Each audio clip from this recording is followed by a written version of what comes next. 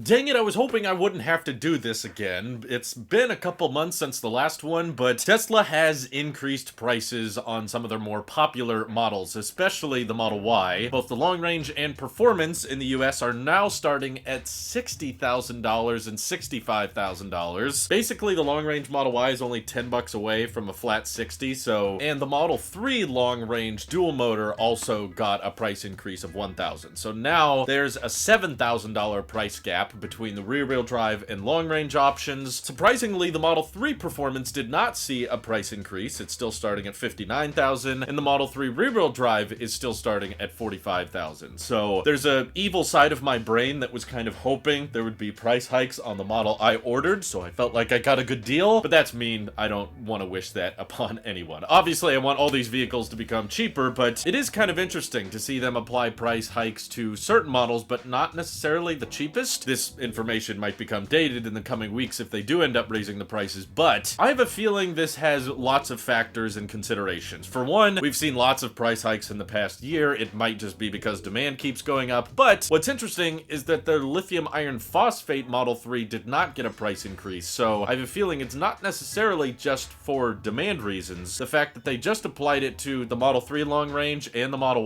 Ys makes me think that this has to do with the surging price of nickel. Nickel is a lot more crucial of an element in the production of 2170 cells, and there's practically no nickel used in the production of lithium iron phosphate, so that makes me think this is directly tied to the chemistry. So between the price being high and there likely being more shortages when it comes to nickel, it might make more sense to apply price hikes to vehicles using that chemistry still. And of course, the other consideration is there's been a ton of price hikes with gas lately. I'm feeling that personally right now, and I'm crossing my fingers that our Model 3 could come sooner rather than later, because we don't want to have to keep spending money on gas. We're already canceling certain trips and certain visits we were hoping to make within the next couple months because we're not really sure how much higher gas prices are going to get. It could easily surpass $6 a gallon in the next couple months, which is not fun, and it does really drive up the price of everything, which is important to remember. You don't get to bypass the side effects of gas prices going up by owning an EV, because still a lot of our economy in our country is transporting goods and operating services on gas vehicles and diesel semi-trucks. So all the more reason to get excited for the Tesla Semi, hopefully, to come out, and hopefully they can start mass producing those at scale so that we can make our economy a lot less dependent on oil and diesel. But sure, you do delay a lot of the side effects of increasing gas prices by driving an all-electric car like a Tesla, and maybe because there's more people looking into electric vehicles and more people trying to weigh their options of, okay, if I bought a Tesla, am I really spending that much more compared to continuing to pay for gas? I've already had a couple friends reach out to me that were not previously in the market for a Tesla, but now because of gas prices, they definitely are, which is good on one side of the spectrum, because I'm like, yeah, we want everybody to eventually switch to electric, but on the other side, demand has already been crazy high, and already the backlog has never been this bad for Tesla's vehicles. The Model Y has literally never been this expensive before. Remember when they unveiled it and they said it would start at $39,000? Yeah, now it's starting at $60,000, and early in 2021 there was a standard range option that was $40,000 or something like that. Now it's 20 grand more, and there's basically no signs of that getting lower. So there have been some rumors that Tesla has seen large increases in orders in certain states. Some states reporting close to like a 100% increase in demand on Teslas. So that, of course, is not helping the backlog at all. That's making it worse, which means for the people that were just ready to buy a Tesla anyway, even before the gas prices hit, they're gonna have likely even longer wait times. And it seems, at least according to the configurator, that Tesla is prioritizing basically however much money you're willing to spend. There was some speculation before on Tesla having a shortage of like 19-inch Gemini wheels, or a shortage on the white or midnight silver metallic paint and that kind of thing, because as soon as you spent money on an extra add-on with the Tesla, the estimated delivery would go down. It used to be August for the Model Y, but now it's September. So if you get the basic, most cheapest Model Y possible, estimated delivery is December. But if you opt for blue paint, or if you opt for the 7-seater, or if you opt for a tow hitch, or the white interior, or any one of those things, it shaves off a couple months and brings it down to September. But what's interesting that we're now noticing Tesla doing is if you add full self-driving at checkout, that'll move you up in the timeline from December till May, which is a huge increase in the delivery timeline, and obviously requires no additional hardware from Tesla. Every vehicle vehicle they build has all the necessary equipment, which means if you're willing to spend an extra $12,000 at delivery, they'll move you up in line. So we know now this is not a limitation of tire options or interior materials. This is all just coming down to Tesla prioritizing people willing to spend the extra money. So if you're in a die-hard hurry and you need your vehicle as soon as humanly possible, add full self-driving for $12,000. I mean, that sure is quite a fee to pay to get your vehicle sooner, but that seems to be how the website is configured right now. It's kind of making me wonder if we could like add full self-driving and then right before you take delivery say, actually, could you take it off after you've been assigned a VIN? Just say, actually, I don't want full self-driving. I'll get the subscription. And maybe you could cheat the system a little bit that way. Probably not. Don't try that. But it appears that basically Tesla's just trying to capitalize on the fact that there's way too much demand for their vehicles, and that essentially means to secure their future and to secure near-term profit margins, they're going to deliver vehicles with full self-driving before they deliver vehicles without. That probably is going to tick off some people because they're like, hey, I've been waiting on my Tesla for 6 months and it's still not here, and someone else who ordered after you might get their car because they're willing to pay for FSD. But I think from a long-term success point of view of the company, it kind of makes sense. Just like an airline is going to prioritize first class, you know, they get to board first and they get better seats and they get special treatment because they spent more, even though it's going on the same plane. Airlines are going to prioritize people who are willing to pay more money. So Tesla's kind of doing the same thing here by prioritizing orders with FSD, but I'm personally not willing to shell out the 12 grand to accelerate the timeline because as expensive as gas is, it's probably not gonna save me that much money in the long run. Still hoping though that any day now they'll say, actually, your delivery's ready now, and then we can stop paying for these expensive gas prices. But yeah, because we were waiting for a while there to see if something would change with the configurator, with the 4680 batteries coming out and Giga Texas coming online soon, I'm glad we've ordered our Model 3, because if we were still waiting for something to happen, now the Model Y would be even more expensive. But here's hoping we don't see any more price hikes on the Model 3 rear-wheel drive, because I do think the value is astounding there, and I'm very excited to try it out for the channel, and of course very grateful and thankful to everyone supporting the channel over on Patreon, helping us afford that vehicle that we'll take delivery of, hopefully within the next couple months, and of course all of you just watching these videos, that seriously helps a ton too. So take care, have a great day.